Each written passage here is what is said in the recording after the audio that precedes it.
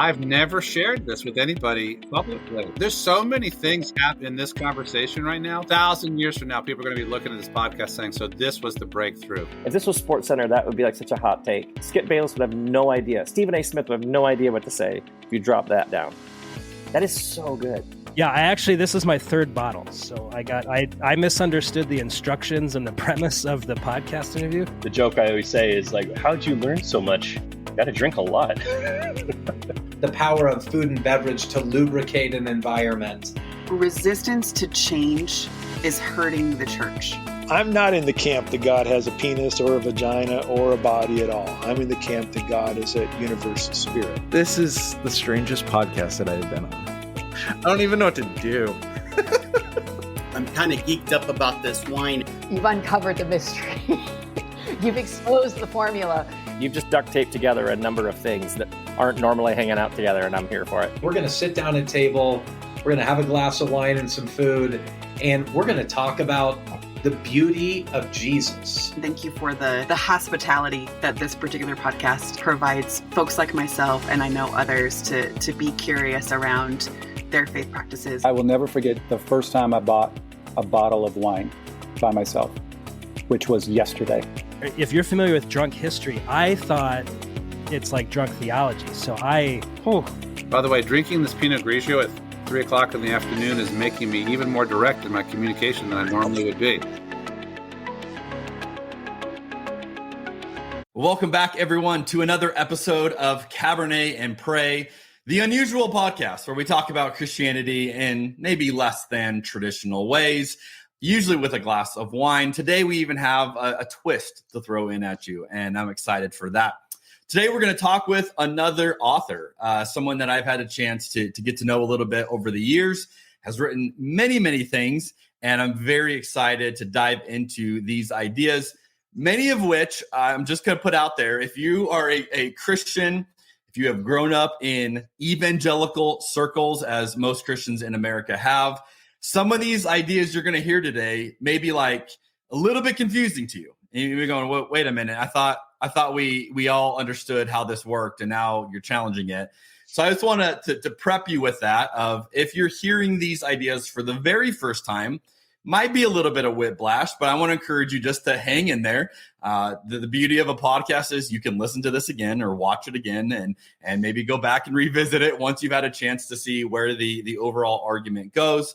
But today's guest is putting new thought out there. And I love that. I love when we have people who are alive. You know, these are not just authors reading from centuries past. These are modern day authors who are providing fresh new ways of how to understand God, how to relate with God, how to make sense of this thing that we call life. And today's guest is going to be great at that. Today we have Dr. Thomas Jay Oord. Some call him TJO for fun. He is a theologian, philosopher, and scholar of multidisciplinary studies. He's the best-selling and award-winning author, having written or edited more than 25 books. His academic influence ranks him among the most influential theologians in the 21st century.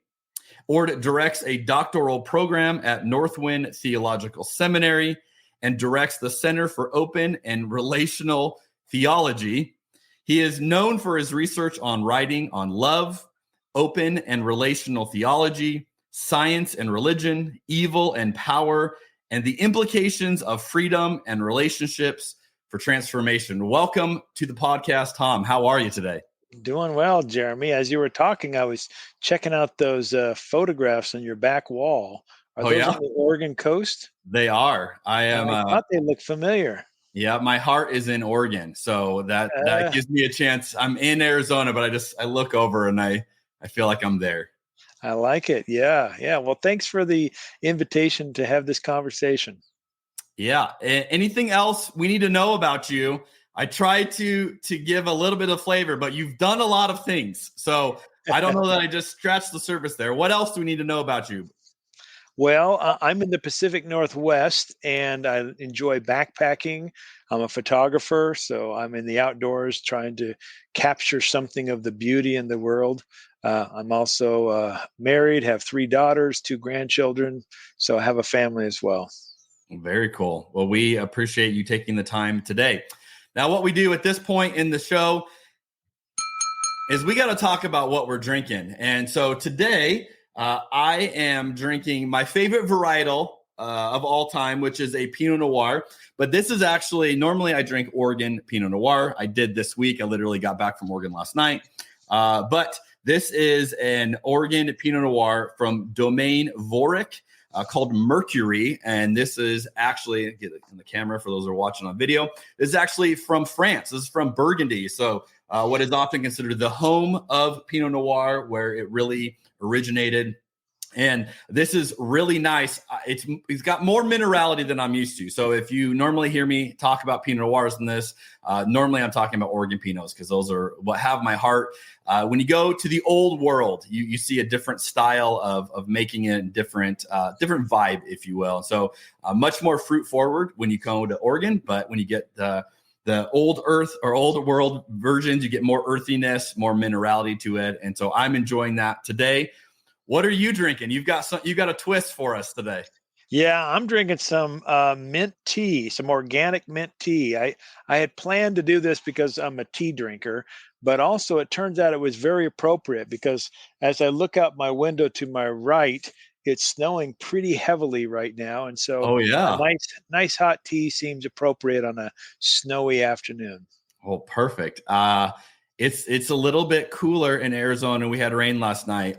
I do not have snow out my window, so I'm jealous of you enjoying the seasons, and I'll vicariously live through that with you today.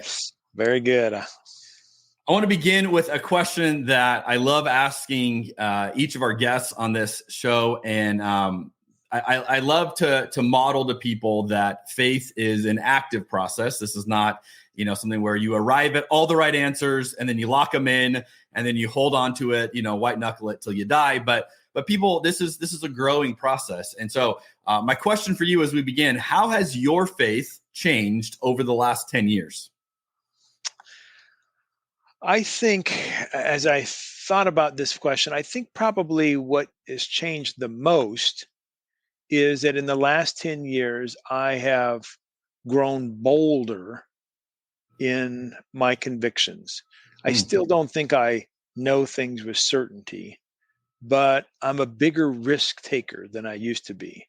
And it just so happens in the last 10 years, I was fired from my job as a theologian about 8 years ago after going through a trial, and then began a new job doing a doctoral program. And that shift in my life made me rethink my strategies for talking about things that matter a lot to me. So for instance, I'm a queer affirming person and I have been for 30 years, but the former job I was in, I had to had to have a different strategy on how to approach that. And now I'm bolder and a bigger risk taker along those lines. So I think that's the first thing that comes to my mind. Not so much a change in basic ideas, although I've had some changes in less basic ideas, but more a holy boldness. Let's put it that way. So would you say more of your posture then has been the thing that's shifted for you? Yeah. And I care less now about what people think about me. I mean, I care some. I'm very skeptical of people who say they don't care at all about what others think of them, because I think, okay, that's not probably healthy. But but I care less about what at least some people in authority think about me than I used to. I would suspect that is a product of, your journey and the split and, some of the pain that you've had to endure. You kind of sometimes when you lose some of those things that you were trying to maintain does provide a sense of clarity of, okay, well, here's who I'm talking to then. Yeah. And there's another thing too. I was thinking about this the other day when I was exercising and feeling old. I was thinking, I'm in midlife. I'm in my 50s. And who knows how much longer I have left on this planet. When I start thinking about my legacy and what I want to do with my life before I die. And that sort of, at least for me, inspires me to take bigger risks too. I love that. it's interesting on this podcast when I've asked that question, so many answers talk about pain, talk about a loss of something as the shift. And I don't know, it's something I'm noticing, a trend I'm noticing as I'm doing more of these episodes of how God really does use some of the worst parts of our journeys that are just so brutal, and is able to help us see new life and new beauty. And there is a rebirth in that. And so I appreciate hearing a little bit about your experience. Now, I want to focus most of our time on your latest book, which I had a chance to read. You had written, we talked before we recorded, the last time you and I had lunch was after a different book called God Can't. And that was the first time I had really dove into some of your ideas. And I remember then going, this is super intriguing. Not sure I can wrap my head around all of it, but like very intrigued. And not, some books I read, I'm like, that is baloney. I don't buy that at all. I didn't have that reaction to it. I just, didn't know if I could understand where you were going on certain things. And so I felt like having this chance to read this latest book, I'm like, okay, now I think I'm better understanding some of the ideas. And so maybe it just took me a few goes at it. I'm not on the same level as you. It took me a few tries at it, but there's still a few things that I'm like, okay, I'm still trying to work through in my head. And so I'm excited to, I always, I often read with my daughter in the afternoons when she gets home from school. She's my reading buddy. And, she'll ask me, Dad, is that book, you reading that book for your podcast? And, oftentimes it's someone I'm going to interview. And, she always like, it must be nice to be able just to ask the author, about questions. I'm like, it really is nice. So yeah. I like something, circle it and be like, we're going to get to that. So we got a few of those we're going to get to today. Good. Now, the book is called The Death of Omnipotence. And I don't even want to pronounce the other part of it because I want to hear how you coined a new word. How do you say this word? I say it amnipotence. Amnipotence? Amnipotence. Amnipotence. I'm going to do my best to pronounce these words as we go, but we're dealing with someone who's literally coining new terminology here. So that's right. It's going to be a little tricky. So this book, here's what I would just describe. And to anyone listening or watching, this is like a workout for your mind and your faith. I mean, if you talk about exercise, if you want to put a good sweat on, I mean, you just want to, burn some mental calories, this book will do it, because it's just not one of those books that you read and it makes you feel good and just affirms everything. It's one of those books that goes, hey, we're going to look at the really hard things in life that you go, how on earth do you make sense out of it?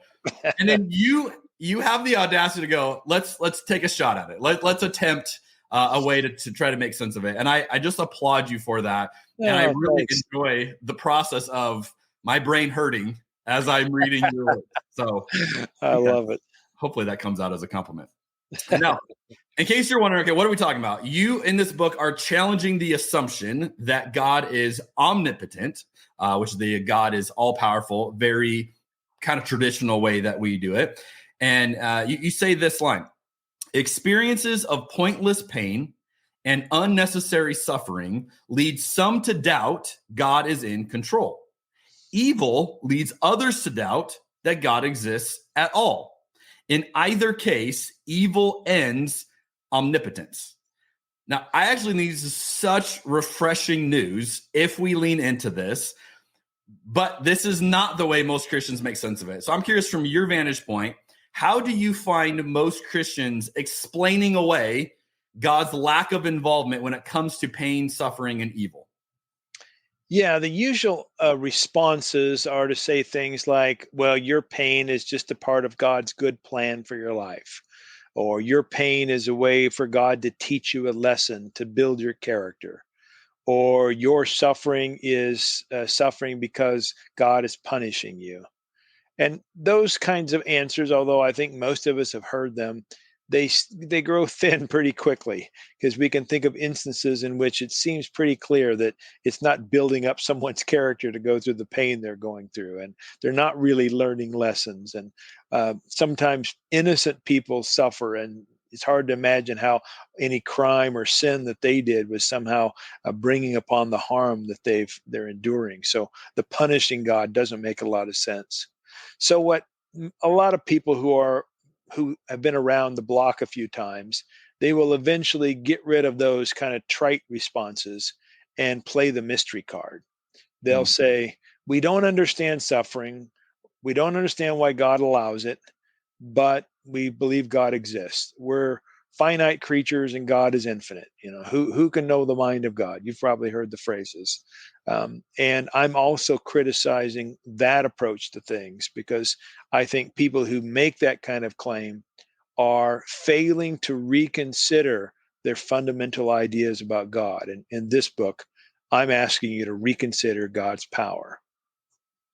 The sad irony of this is that atheists are the ones who are more intellectually honest, when it's like, well, if this evil we find in the world and you have this view of God, then that view of God that God can't exist. That's right. Yeah. Although I will say that even though atheists are often more intellectually honest on this issue, I've had conversations with atheists and said to them, yeah, but I don't think God is omnipotent, or I don't think scripture requires an omnipotent God. And sometimes it's the atheists who are most insistent on omnipotence. They say, well, if God's not omnipotent, that's not God. And Christians say the same thing. So you are right when you present this whole conversation as me, not just chiseling at a bedrock belief of many people, but pulling the whole thing right out from underneath them. I'm saying God is not omnipotent. Why do you think, just emotionally, why are we so reluctant to embrace this? I think it varies depending on the person. Some people just like to have the security of thinking they've got, a fundamental view of God right. Other people like the security of believing that even the crap that happens to them is somehow a part of God's plan, and God is good. And so that gives them a sense of at least psychological security. And then there's some who are just, they're just fans of the tradition in the church. And they say, well, this is not the way Christians have always believed. So, it can't be right. And sometimes they'll attack me personally. They'll say, oh, who do you think you are? You're smarter than Thomas Aquinas or some other person. And so I think those are at the basis of most of the kind of negative reactions I get. You have this line, and you reference something that I hear all the time. You say, I consider the popular phrase, God is in control, to be a form of God exerts all power. Most Christians desperately want God to be in control. And that is a very reassuring idea. Why is this not as helpful as we might think it is? Well, I get letters almost every week from people who've read this book or the book God Can't. And most of those people have suffered genuine evil. Many of them are survivors of sexual abuse or torture. Some of them have had major accidents or tragedies in their lives, or family members. And the security that they've once felt in believing that God is in control has evaporated, because they just can't believe a loving God would allow the horrific things they have endured. And so to those people, hearing that God is not in control is actually good news. It gives them a breath of air. They're like, okay, I can finally make sense of that. So many of them have been told that God allowed the bad thing to happen.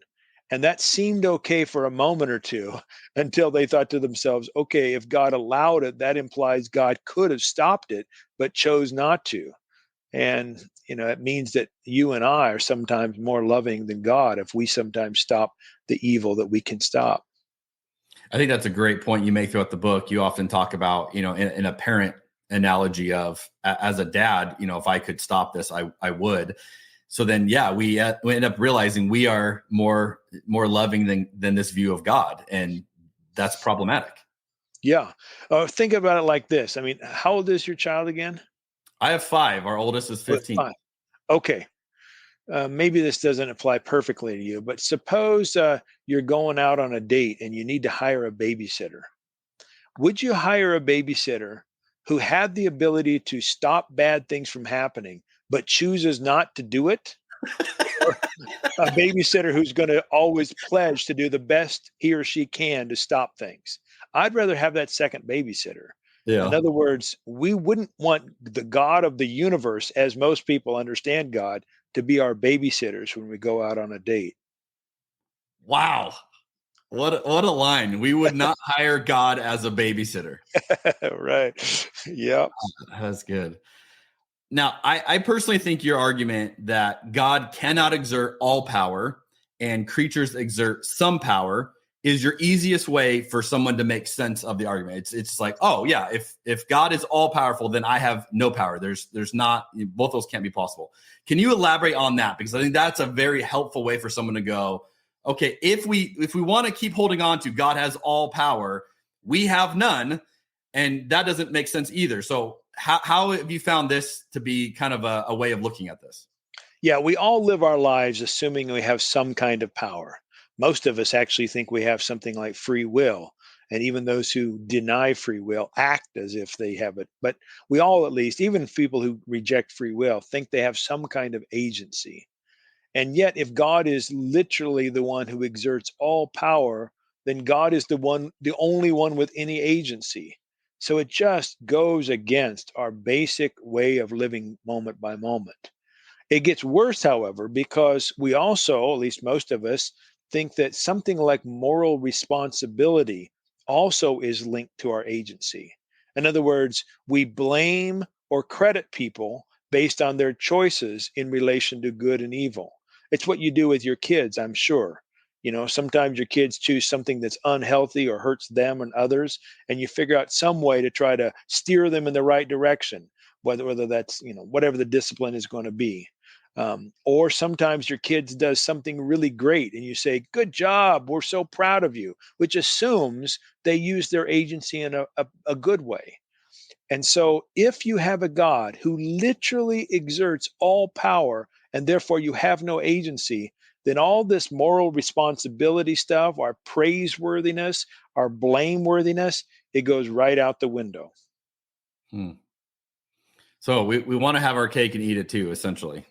Yeah, I think we do want to have some agency. The question is, what are we going to say about God's power, given the way we live our lives and our intuitions that we have freedom and we're blameworthy or praiseworthy, depending on the situation? Now, do you think having an open or a relational theology framework is kind of a prerequisite to understanding this view of power? I think it's the best possible one that I know of. Maybe there's something else out there, but the view of power that I propose is a relational view. It says that God really does exert influence in the world. In fact, I think God is the most powerful, but God never, ever controls anyone or anything. Or to put it another way, God never is the only power in a situation or circumstance. And open and relational thought, I think, provides at least the best framework I know of to talk about that. Okay, one of my questions that I'm hoping you can clarify a little bit. Good. You say this line: a benevolent being who can stop evil does stop it, which is, seems like logic 101, but again, is illustrating the problem in a lot of the ways that we, Christianize things. If God is good, essentially, I would paraphrase it, then he sees evil and he would stop evil. Like if that's what God can do. I would say a benevolent God would also intervene when possible without waiting to be asked. Now, I go back to the babysitter or back to a parent analogy, right? If I am at the beach and one of my children, I see them drowning in the water, I am not going to stand there as a parent and say, well, if they ask me for help, I will gladly go out, swim out and save them. But I don't want to, force myself on them. So unless I hear them, meanwhile, watching them drown, like no good parent is going to do that. So where I struggle a little bit is like, what really then is the role of prayer? Because is God really waiting, right? And again, assuming the things that he can control or she can control, however we want to talk about God. Not just, okay, God can't do that, but let's say this is something God could do. is God waiting for us to ask? Because if so, then again, I go back to the analogy of then I'm better than God because I wouldn't do that with my kids. How do you make sense of this with prayer? Yeah. Well, I make sense of it by beginning with a few assumptions. Assumption number one, in any particular moment, God is always going to do the very best possible God can do. Assumption number two, God moves moment by moment through life, not in the future, not in the past, but in the moment, experiencing moments, gaining information from our relationships and what's going on in the world, but moment by moment, just like you and I do. Assumption number three, God is relational. God is not only affected by what we do and what others do and what the whole universe does, but also our prayers, our activities that have some influence upon God. So given those assumptions, again, they're the assumption that God is moving through time, that God always does the very best God can do in any moment, and that what was the third one? I already forgot it. Oh, the interrelation, I guess it was. Then the question is, or the answer to your question is, our prayers in one moment present new relational information or relational data that God can use in the next moment in whatever situation is there. Our prayers don't make it the case that God can control, because I think God never controls, and that's impossible. But God takes everything into the divine self in one moment and uses that, responds to that in the next moment. So if we have that in mind, it seems like our prayers are not going to be prayers asking God to control others or control situations. They're probably going to be more prayers like, God, I commit myself to cooperate with you and the actions you're up to in the world. Or prayers like, God, give me insight and information about how I might best, exert my agency moment by moment. It's interesting. I would say after you and I talked a few years back after your God Can't book, yeah, I found myself praying differently. And I think the way I would define it now, looking back, I couldn't have articulated this in the moment, is that I was constantly giving God permission over things, right? So I think I operated this framework of, okay, like God doesn't want to be coercive. God doesn't want to be, infringing upon any part of free will. So therefore, I'm just going to constantly invite God into everything. Yeah. And I think that helped a little bit. And that, maybe was a little bit clarifying. But where I get stuck on that is like, I would never pray for healing from that point of view, because I'm thinking, God, I want this healing, or for me or for this person, right? So like, that's a no-brainer. I'm fully in submission to whatever you can do here. I'm doing whatever I can do. That should be, brutally honest to you. And so that's where I found myself getting stuck of like, well, what am I praying? And so I think your answer is interesting it's almost like you're saying our prayers are more about changing us than they are what we're asking God to do. Is that I think it's both. I think it's both. It's a change in us, but our very change in us opens up new opportunities or new avenues for God to work in the next moment. And so another way to put it is, what we in the world do in one moment actually affects what is possible for God to do in the next moment. Sometimes I will pray, and I'm doing it primarily to remind myself of things I believe. I think a lot of Christians do that. But other times I'm praying because I want to sort of consciously focus on what I think might be the positive elements or the loving elements God wants of me. So a very common practice for me, for instance, when I wake up in the morning, I do a little breathing exercises, and I symbolically breathe in God and then symbolically breathe out love. And I'll do that for a little while, and then I'll say to myself, I'll say, God, what is it that we might do today that will make my life and the life of others better? How might I live a life of love? So I'll symbolically breathe in and just sort of let my imagination run wild. I'm not sure that this is God putting these ideas in my head, but it's theoretically possible. And sometimes some of them are really great. And since I think God is the source of everything that's good, great, loving, and excellent, I can say God at least inspired that. And then I breathe out and symbolically commit myself to do those things during the day. That's beautiful. I like that. Oh, yeah, I would say that seems to be more focused on attuning you to be ready, to be responsive. So let me scratch this itch a little bit more, because I became an open theist. The trigger point for me was the story of Hezekiah. Yeah, that's a good one. I read Hezekiah and I felt like no one was being honest about the story of Hezekiah around me, because I would ask the question like, how did this happen? And the story I'm referencing is basically Hezekiah prays. He's told by God that Isaiah tells him, you put your house in order. You will not recover. You're going to die. He prays to God. God hears him. God changes God's mind, says, hey, Hezekiah, you're going to get, I think it's 15 more years to live. And I remember reading this going, what? Now, this is a fun fact for you. I got in trouble in my ordination all the way. I mean, this is almost, we're almost 20 years ago now. Coming out of college, getting ordained because of the story of Hezekiah.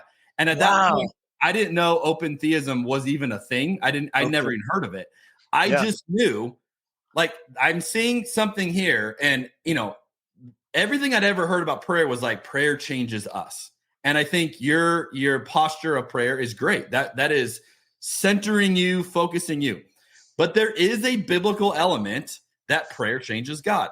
Yep. I'm still not quite sure with this framework, how am I changing what God can do? Or how am I unleashing the fullness of God in my prayers? And I'll also add this little twist. I'm curious. Do you ever get theologically stuck when you're praying? Like, you find yourself just in the moment praying something, and then theologically your brain goes, God doesn't work like that. Oh, definitely. I'll answer that last one first. I mean, I developed certain habits growing up in church, especially habits related to like public prayer and certain phrases. And I had to unlearn those habits. So it doesn't happen as frequently as it used to, but it used to be the case that like every time I prayed, I was committed to praying a prayer that I could actually believe, when I got to a certain point in my life. I was not going to pray cliche prayers. And that meant I had to be very careful about what I said. And I eventually got out of some of those bad habits that I had accumulated. But let's go back to your first question. Now, I'm just to repeat myself, when I think about praying, I'm saying that my prayer is not going to make it the case that God can force something or someone, because God can't control. But there's new information and new available things for God, avenues and opportunities for God that might not have been there had I not prayed. Let me give you an illustration of how this works in our day-to-day lives and then apply it to God. Suppose we jump back 30 years in the life of Tom and Cheryl, my wife, back when we had very little money and we rarely ate out. Suppose I got $30 and I say to my wife, hey, let's go out to our medium priced restaurant that we like, that we can get let's say it's Applebee's. We can get a 2 for $30, And she likes Applebee's. I like Applebee's. It's not our favorite, but it's there.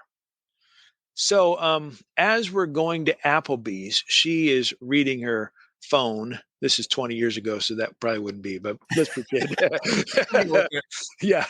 And she comes across an ad that our very favorite, the best restaurant in town, has an ad that if you bring it in, you get your 2 best meals. 2 people can get their best meals for also $30.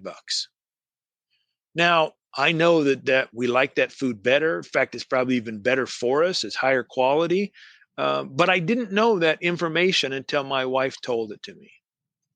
That would be new relational information that I gained in a particular moment that would then affect how I chose to act in the next moment.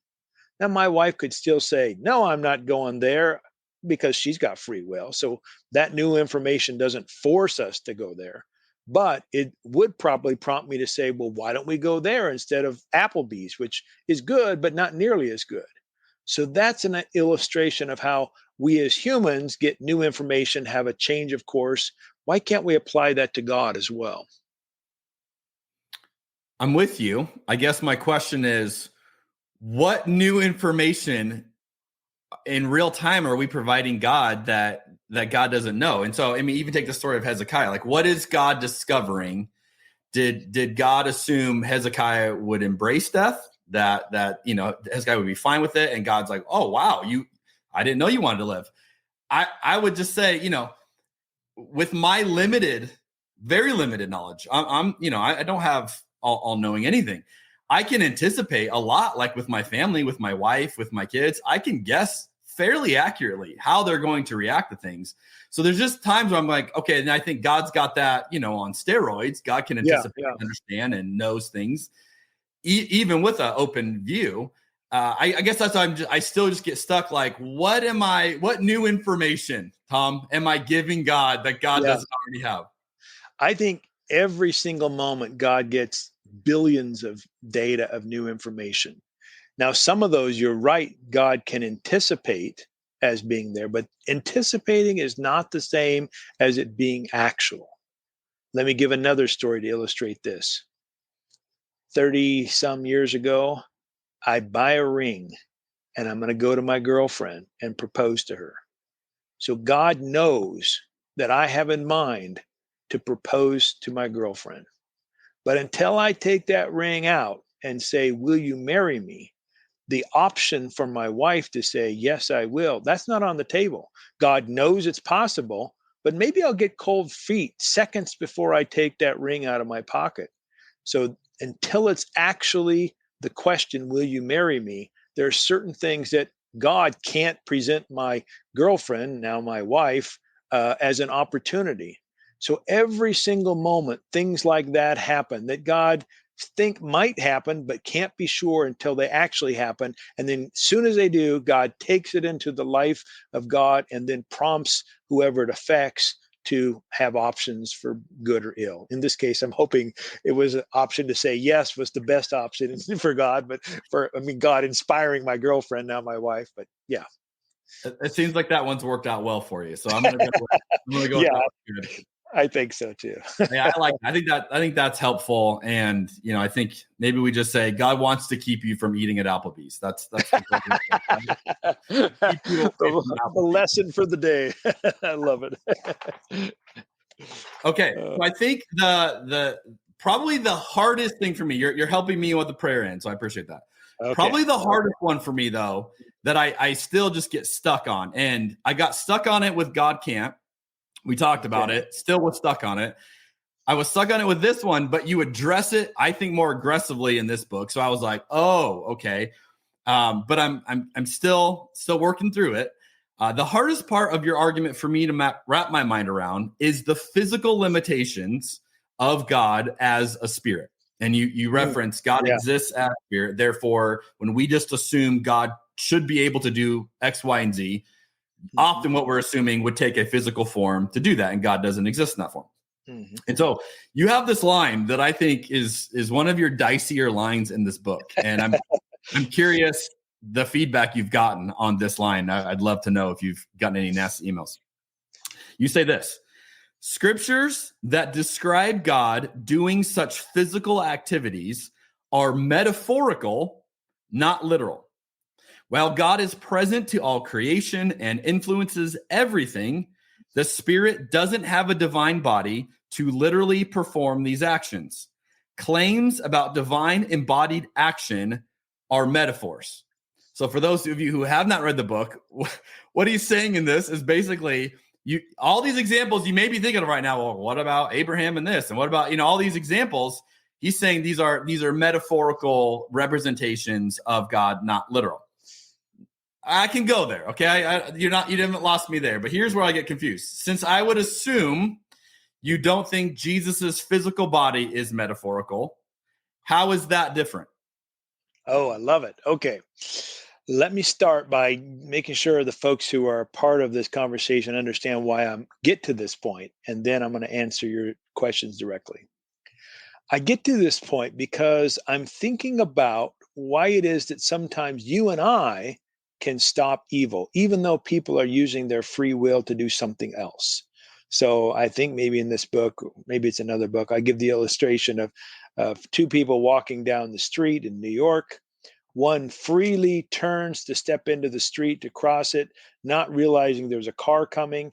The other person sees the car, reaches out, grabs the shoulder of the person stepping into the street, pulls them back, saves them from harm, which seems to be an obviously loving act in my way of thinking, but it's not controlling the other person, but it is thwarting their free actions. Well, if that's love for you and me to do, if it's loving for you and me to do that, then why doesn't God do that? Well, my answer to that is that God doesn't literally have a divine hand to pull people from traffic, because God is a universal spirit, incorporeal, to use the classic language. And this is not a new idea, although not a lot of people have worked with it, but it's very common to say God is bodiless in the theology of Christians, Jews, and Muslims. But it is the case that biblically there are stories of Moses seeing God's butt, or Adam and Eve walking with God in the garden as if God is a embodied figure. So they're there. I don't think they're the majority, but they're in Scripture. But then you have Jesus coming along and saying, God is spirit, and we worship God in spirit and truth, and ruach and pneuma, and all these spirit kind of language are in Scripture. So I'm, as you rightly say, making the claim that all the embodied talk in Scripture is metaphorical. It's trying to talk about a relational thing. In fact, I would say something even more controversial. God doesn't speak. God doesn't hear, because those things require tongues or ears, but God does communicate. So we talk about God speaking in metaphorical ways as well. But anyway, that's kind of getting sidetracked for a moment. Okay, well, I want to come back to that, because that's good. Okay, keep going. Yeah. So who doesn't like this? I don't get very little pushback. The only pushback I can think of that I've received from this are from my Mormon friends, because in the Mormon theology, God really does have a body. In fact, little side anecdote. Once when I was teaching undergraduate students, we got to talking about this issue, and one of the undergraduates, sophomore, said, "Okay, does God have a penis?" And so I said, I've got a friend who teaches theology at BYU. I'm going to send him that question. And my friend responded by saying, "Yes, God is large and has a rather large penis." So I'm not in the camp that God has a penis or a vagina or a body at all. I'm in the camp that God is a universal spirit. But then the question comes up, what do you do with Jesus? I'll be blunt. Jesus of Nazareth is not God. Now, that's heresy right there for most people. I think I can say Jesus is divine, or Jesus expresses the divine nature. But one of the essential characteristics of God seems to be omnipresence. But Jesus of Nazareth is not omnipresent. Another is that God can somehow know everything knowable. Maybe not the future, like you and I as open theists would say, but God can at least know the past. And here Jesus is walking along, and a woman touches him, and he feels something, power go out of him, and he says, "Who touched me?" Well, that's not an omniscient being. So we have this Jesus of Nazareth who doesn't have some of the classic characteristics of God. And another one would be that this individual has a localized body and God is bodiless. Now, how did we get to that place? Well, those who have a particular view of Jesus as divine will say that Jesus momentarily or temporarily set aside all those divine attributes, took on a human body, and that's a kenosis Christology.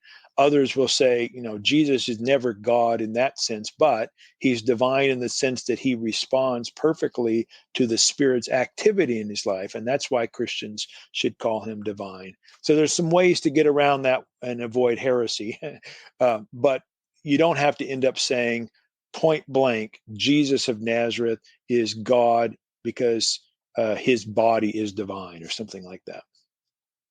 Okay, so how does, to use your wording, how does the divine enter a physical body then in the person of Jesus? Well, I mean, the divine enters my body and yours right now. So my view of incarnation is that God is incarnate in all creation, not just in this Jesus of Nazareth. But what makes this Jesus of Nazareth unique is that he seems to respond properly to the call of God's presence in his life, moment by moment. And because of that, he reflects the divine nature of love better than anybody I know. So he stands out as different in that way. Wow, this is a hot take. I didn't know where you're going to go with this. I got my brain is firing here. Well, this is actually, let me say a couple more things about incarnation, because I know that might also make people a little uncomfortable, but I'll continue to make them uncomfortable. That's what we like on this podcast. I really don't like around Christmas when people talk about Jesus as the incarnation. It makes it sound as if God wasn't around and then decided to come into history in Jesus.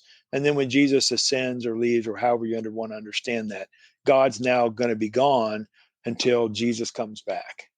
That it just totally undermines divine omnipresence. It undermines the idea that God is present in our lives, encouraging us, inspiring us, warning us, whatever. And so I think it's better just to say God is always incarnate in anything that exists, not the same as everything that exists, but incarnate in the sense of inspiring, empowering. But Jesus is unique in the way he responds to the Spirit in his life. So in that framework, how do you make sense of like a Hebrews 1:3? The Son is the exact representation of God. Colossians 2, this is the radiance of God's glory, the exact representation. What is that meaning then, if this is just physical representation of the divine? Yeah, that phrase, exact representation, reminds me of a jacket I wore in high school. On the inside cover, on the back, where the label was, it said, "Genuine imitation leather." This is really imitation leather. Yeah, this is not imitation leather. This is genuine. And think about that phrase, exact representation. Represent means that it's not the same. It's a representing of something. If I say I'm going to represent the United States at the Olympics, I am not the United States. I'm representing something that's other than myself. So we've got a really weird thing going on. The translators are saying one thing about exact and another thing is a representation. So I interpret that something like this. Jesus gives us the clearest revelation of who God is and God's nature. And that's not the same because it's a representation according to the text, but it's the closest thing we've got. And the radiance of God's glory, I mean, you don't have to be divine to radiate the divine glory according to the biblical passages. Lots of people do that. And even you and I can sometimes. So again, I'm not saying this, but isn't it Colossians 2 that says it's the fullness of God? It could be. I don't remember it off the top of my head. So if fullness means that Jesus has 100% of everything we talk about as God, then it's clearly false, since he's not omnipresent, omniscient, all those things I mentioned earlier. So fullness must be means something different than that. And I've been proposing what that might be. Wow. This is great. Okay. So going back to your other little nugget you just dropped in there. So if I'm understanding what you're saying, are you saying God never audibly speaks? Because that would require a voice? Yeah, I'm saying God might inspire you and I to use our vocal cords, and we might say that we're God's metaphorical voices. But I'm saying that God doesn't literally have divine vocal cords. So the story of Paul on the road to Tarsus, that is a metaphor then? Or a better one, I think, is Jesus' baptism. They hear a voice saying, "This is my beloved son, in whom I'm well pleased. Listen to him," or whatever. wherever that voice comes from, if it's in the people's heads, or if there's an actual audible voice that must come from some vocal cords, I don't think God has those vocal cords. So God might have inspired someone to shout it from the crowd. It might be something people had in their own minds. The writer, I think Mark, actually there's a couple people have it, but whoever, that might have been something they were thinking. There's a number of ways we can account for the communication without having to say God literally has vocal cords. Tom, I would love to see people watching this video right now, or see them in their cars driving going, what the hell is going on right now? Like, this is blowing my mind. Because these are ideas that are just complex. And again, it's like, this is why you're reading your books is a workout. It's like, wow, I'm going to have to go process that. And, this is good. I appreciate the way you think deeply on this, and you invite an explanation. Thanks. I think you're right that a lot of people are going to go, yeah, what in the world is going on? What's he saying? But my experience is that when I speak at universities or colleges or churches or wherever, a certain percentage of the audience comes up to me afterwards and they say, you know what? I've been thinking that, but didn't have the words to articulate it. Or that really matches my intuitions, but I didn't have a label for it. And so while it is unusual what I'm saying, I think a lot of people are intuiting at least some of the ideas I'm putting on the table. No, I definitely agree. And that's why, I resonate with so much of this. And it's like, yes, that, you are literally creating words for things that we are feeling that the words didn't exist. So you wrote a book and you made up a word, which is pretty cool. That's a pretty cool mic drop, I'm just going to say. Okay, you have a line in here, and I think I know where you're going to go with this based on your last answer, but this is something I had written down in my notes. And by the way, hopefully people are well into a glass or two of wine as they're listening to this podcast. So I think these ideas are way easier with a bit of wine to go watch them. You say this line: God cannot do activities that entail ontological, mathematical, geometric, or logical contradictions. So then I thought, okay, what about the incarnation? Which, again, you just referenced. I didn't know your answer, obviously, when I wrote this question. Because my thought was like, well, Jesus being fully God and fully human is the definition of a logical contradiction. So again, what do you make of that in light of that being a logical contradiction? Yeah, I don't think it's a logical contradiction, technically speaking. It's called a paradox in the tradition. And the question would be, is it a logical paradox or some other kind of paradox? And most of the scholars would say it's some other kind of paradox. Because if you look at the majority, in fact, 90+% of Christian theologians and philosophers, and for that sake, also Jewish and Muslim, they're all going to agree with me that God can't make 1 + 1 = 237. They're going to agree with me that God can't make a round square. They're going to agree that God can't make a married bachelor. They're going to agree that God can't make a rock so big even God can't lift it. So all of these conceptual, logical, geometrical, mathematical conundrums that I lay out there, I'm not the weirdo putting those out there. They are widely accepted. What makes me different in this book is I put a bunch of them on the table in my argument to show that talking about omnipotence, in order to do it responsibly, reasonably, coherently, you have to make so many qualifications that I think the word loses its power. And I think you absolutely make that point in the book. And to those who are listening or watching, if you're going, yeah, I don't know, you got to give this book a read, because we're kind of assuming that premise, because you do such a good job in that in the book. I wanted to get into bonus material for those who read it. Thanks. Okay, so let's get to your word that you made up. You coined a new word to help offer a solution. I always love when someone's going to point out a problem, but they're not just going to leave you with the problem. They're going to offer a better way forward. Omnipotence. Something around those lines. Amipotence. For those of you going, what are they saying? It is a new word that he has coined in this. Here's what you say about it. How different is omnipotence from the usual views of God?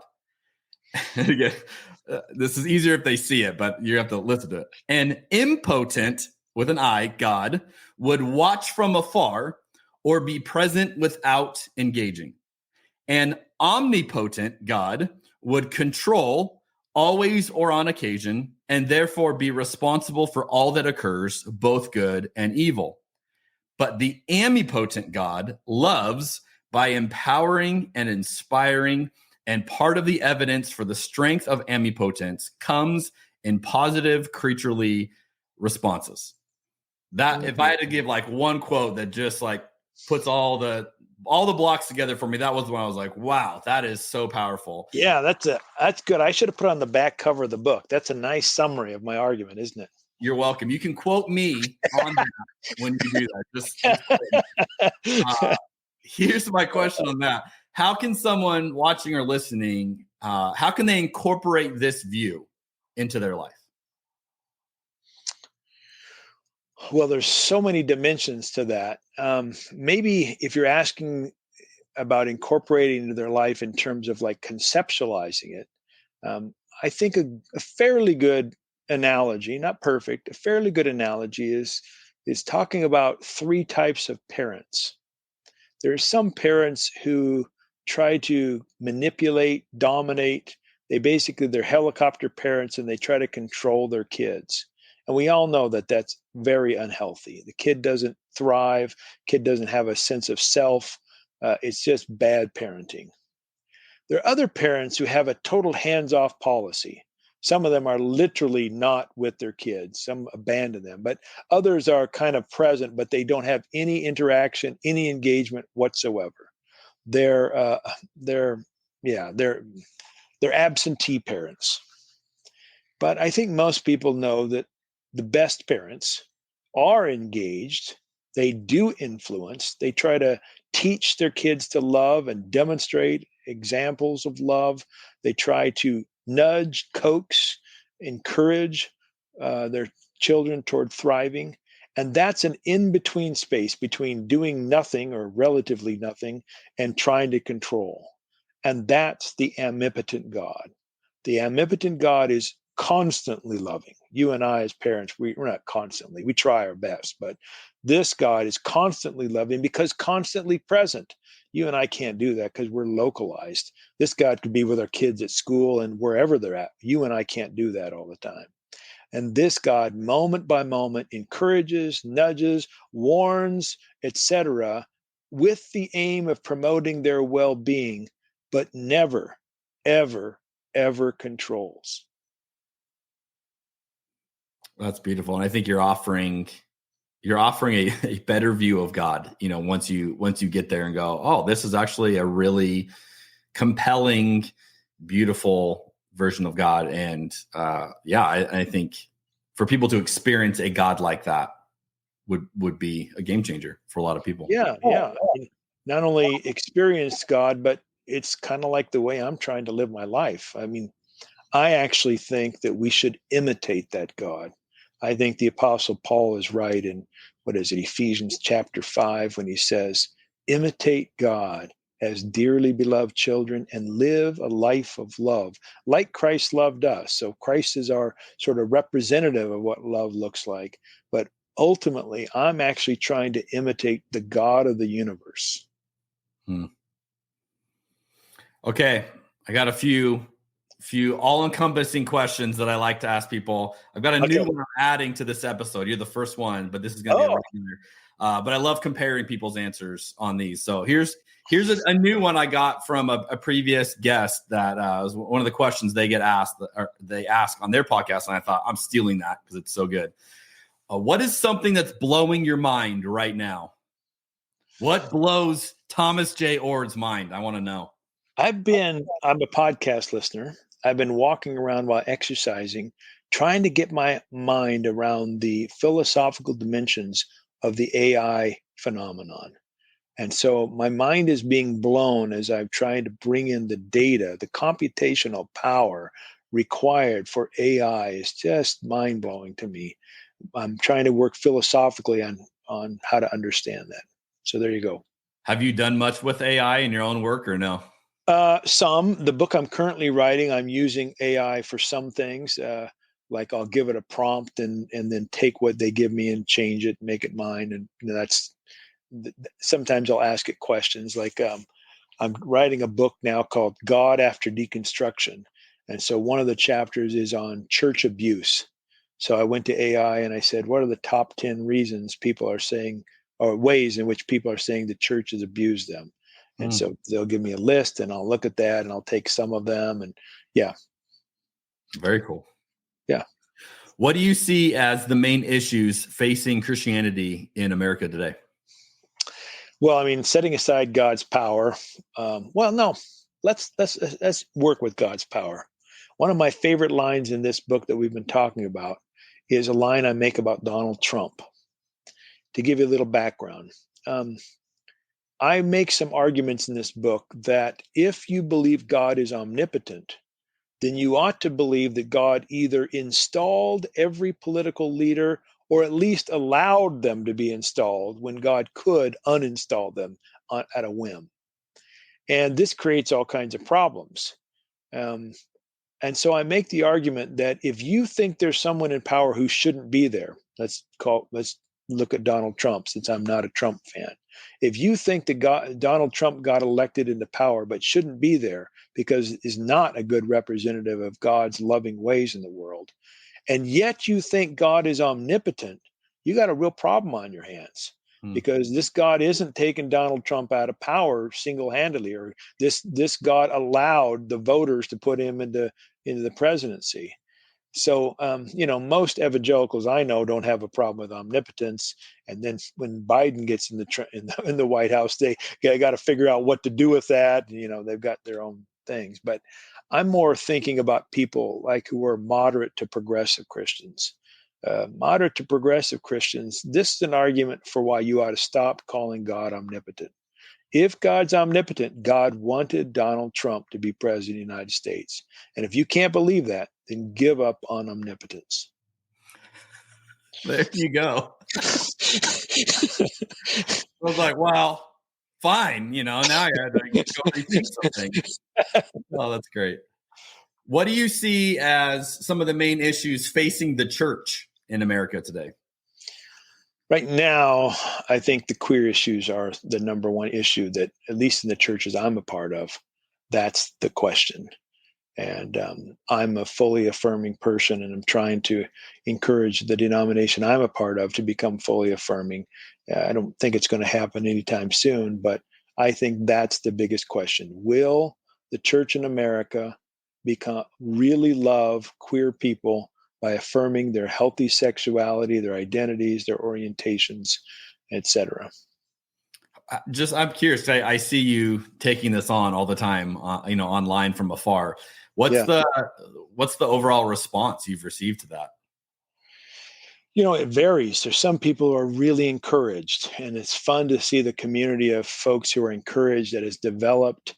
It's emboldened others to take a stronger stance. But of course, the critics are come back and they're upset. And I'm actually was charged with teaching against doctrine, and I was told I was going to go to trial this last fall. It hasn't happened yet, but I'm sure it will happen soon. So yeah, there's real consequences toward taking that kind of stand. Okay, when you say go to trial, what are you talking about here? It's a Nazarene thing? Yeah, it's a denominational thing. Yep.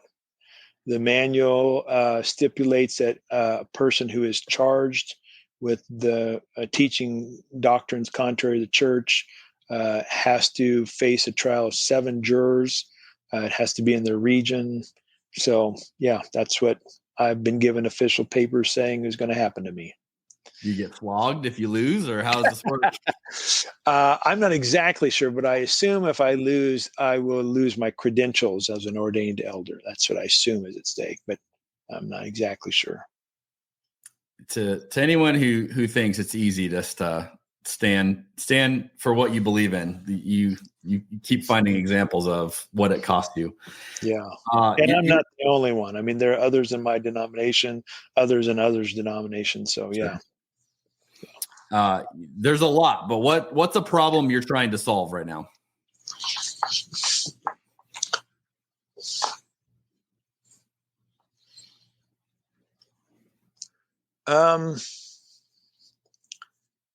I think a lot of people are deconstructing for legitimate reasons.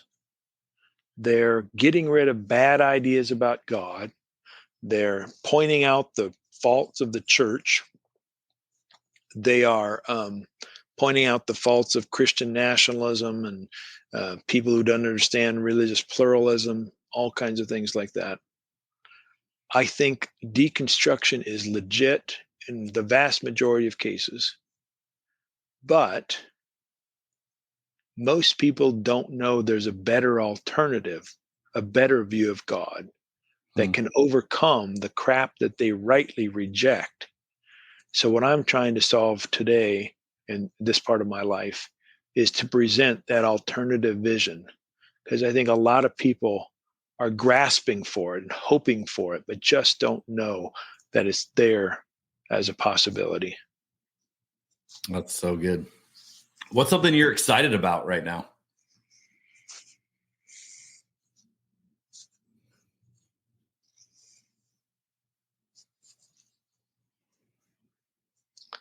Can I talk about the Center for Open and Relational Theology? Go for it. I'm excited about this. I guess it's going to sound like a promotional plug. My next question is what do you want to plug? So you can. There you go. Okay. There's 5 events coming up in the next 7 months or so that I'm excited about, and I'd love to invite your listeners to. One is a live event at Drew University called God After Deconstruction, February, I think, 10th and 11th. The second is a fully online event called Ortline 24, Open and Relational Theology. And we're looking at 25 books written in the last year and having panel discussions. So like an hour a book over a 3-day period. That's February 22 through 24. Then in April, there's another God After Deconstruction conference in Denver, but it's preceded by a conference called Persuade, which is asking the question, what does open, relational, and process preaching look like? And that's in the Denver area. And then finally, this summer, OrtCon 24, Open and Relational Theology Conference at Grand Targhee Resort, a whole week getting together and talking about open and relational thought at a resort at 8,000 feet between the Teton Mountains and Yellowstone. There you go. I'm excited about those. Yeah, I would be too. That sounds like a good time. Well, hey, I so appreciate this conversation. Is there anything that I didn't ask you that you're like, I wish you would have asked, or anything you feel like you didn't get a chance to talk about? Yeah, I want to say something that I was going to say kind of in the middle of it, and then I forgot to. You began earlier in the conversation, you mentioned me writing this book, God Can't, which is written for a wide audience. And it's explaining why God exists and is loving, but can't prevent the evils in the world. And you can imagine with a book with that title, it gets lots of controversy, but also lots of good-natured jokes. And one of the things that came up over and over again is that people were clear that I thought God can't stop evil single-handedly, but they weren't as clear about what I thought God actually was doing in the world. And this book that you have been talking about today, The Death of Omnipotence and the Birth of Omnipotence, that last chapter is trying to spell out how I think a loving God actually is at work in the world in powerful ways, but always in uncontrolling ways. So as you said at the start, this book is kind of a natural flow from the God Can't, except it has this more constructive chapter at the end when I'm proposing omnipotence. Did you consider calling it God Can? I have considered that possibility. This is what God can do. And I'm going to talk about things God can't do. Yeah. Hey, Tom, I seriously just want to thank you again. You are a super busy guy with tons of things on your plate. And just the fact that you'd spend the time with us means the world to me. I thoroughly enjoyed this book. I heartily endorse it to all who are watching and listening. Thanks. This is a great resource. Again, not an easy book to read in the sense of you've probably not thought this way about God or heard this often. But I do think, just to encourage you, I do think there are more and more people looking for something like this and going, okay, the rest of the stuff that we got was garbage.